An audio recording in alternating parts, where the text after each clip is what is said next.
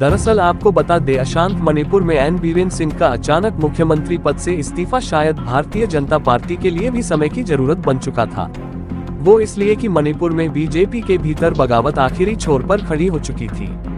बस हल्की सी ढील भारतीय जनता पार्टी को बड़ा नुकसान कर सकती थी। खैर, अभी बीजेपी हाईकमान की कोशिश बागी विधायकों को साधने के साथ मणिपुर विधानसभा के अंदर अपनी ताकत को बनाए रखने की होगी। तकरीबन 4 महीने पहले प्रधानमंत्री मोदी को बीरेन सिंह के खिलाफ पत्र लिखने वाले 19 बीजेपी विधायक थे, जिस पर विधानसभा अध्यक्ष थोकचोम सत्यव्रत सिंह, मंत्री थोंगम विश्वजीत सिंह और यूमनाम खेमचंद सिंह के भी हस्ताक्षर थे।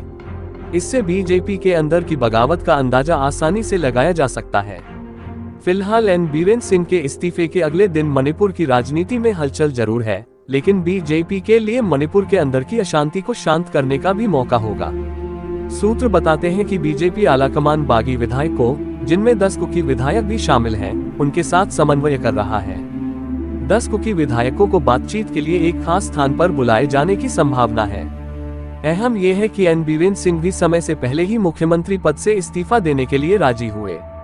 वैसे इस्तीफे से पहले बीरेन सिंह का दिल्ली जाना हुआ था, जहां मौजूदा समय में बीजेपी के नीति निदेशक माने जाते वाले अमित शाह के साथ बैठक हुई थी।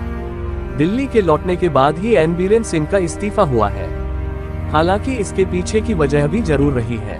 इसको पार्टी में बगावत, सुप्रीम कोर्ट की जांच और विधानसभा सत्र में कांग्रेस की बड़ी तैयारी के सामने एक मजबूरी भी समझा जा सकता है। एन बीरेन सिंह के मुख्यमंत्री पद पर बने रहने से बीजेपी को आने वाले समय में बड़ा नुकसान झेलना पड़ सकता है। वो ऐसे कि 10 फरवरी से मणिपुर विधानसभा का सत्र शुरू होने वाला था, जहां कांग्रेस की सदन में अविश्वास प्रस्ताव लाने की जबरदस्त तैयारियों की चर्चा थी। हालांकि बीजेपी के लिए मुसीबत की बात ये थी कि 19 के करीब बीजेपी के विधायक एन बीरेन सिंह के खिलाफ थे और इससे अविश्वास प्रस्ताव लाने की दिशा में कांग्रेस मजबूत होती। नतीजन बीरेन सिंह को उस समय भी कुर्सी छोड़नी पड़ती। फिलहाल बीरेन सिंह के इस्तीफे से बीजेपी ने सदन के भीतर कांग्रेस के जीतने की गुंजाइश को खत्म कर दिया है और साथ ही अशांत मणिपुर को भी बड़ा संदेश दे दिया है।